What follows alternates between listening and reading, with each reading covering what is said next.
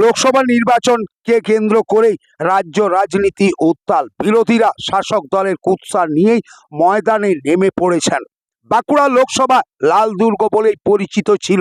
2011-তে রাজ্যে পরিবর্তনের হাওয়া বইতে থাকায় 2014 সালে বাঁকুড়া লোকসভা আবার তৃণমূলের ঘাস ফুলের সূচনা করেন তৃণমূল কর্মী সমর্থকেরা।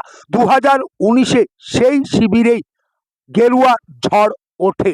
তা নিয়েও বহু বিতর্ক তৈরি হয়েছিল তৎকালীন সময়ে।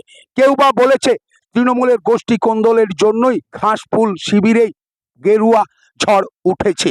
সেই লোকসভা কেন্দ্রে এবারের প্রার্থী তৃণমূল কংগ্রেসের অরূপ চক্রবর্তী, যিনি বাঁকুড়ার ভূমিপুত্র।